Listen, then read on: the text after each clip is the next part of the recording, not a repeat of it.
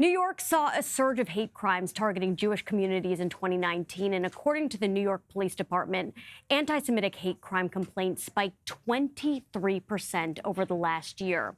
Mayor Bill de Blasio says his administration is considering a peer mentoring program to counter the violence. Under the initiative, people who have committed anti-Semitic violence or vandalism as teenagers could be recruited to help educate the city's youth. The speakers would be part of a newly formed neighborhood safety coalition.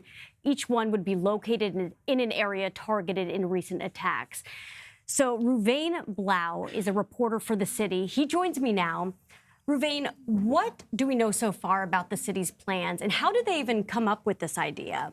So it's actually based on a Cure Violence program, which they have been running for several years, which recruits former gang members to work in areas of high crime areas to interact with youths in the neighborhood and kind of teach them the lessons that they've learned in a way to prevent further crime.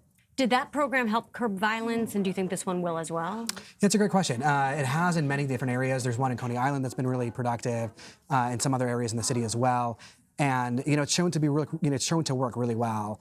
The questions really remain about how this would translate into really specifically targeting hate crimes.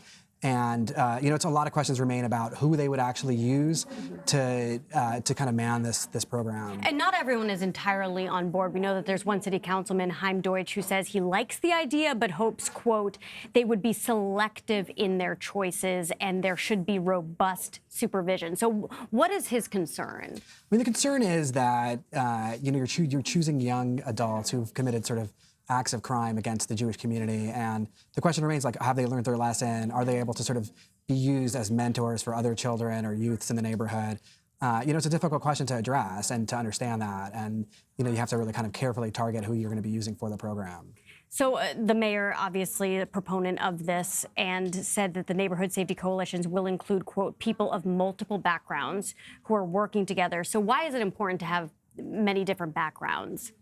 I think especially, and this is, especially in Crown Heights, in the neighborhood where it's really indicative of where there was riots, nearly 30 years ago, where the Jewish community is living, in near a Black community as well, like they're, living together. And there's been tensions like over the years, and there's been programs that have been there in place for many years. And, it's really important, like a lot of them like kind of see each other as others and don't recognize, the harms that some of these crimes actually what the crimes, they don't recognize like the hurt that can be caused by some of these crimes, or the importance of seeing the other as, as people. And, I think that's the key to sort of keeping a sort of multicultural group together. And it has worked in the past. It's been a real solution for the neighborhood, and they're kind of hoping that plan works in the future. But another criticism is that a lot of these suspects, they are citing mental health issues as to why, or their families are, or their attorneys are saying it was a mental health issue, not anti-Semitism or any sort of hate crime. So is mental health something that this program will be looking into as well, or should?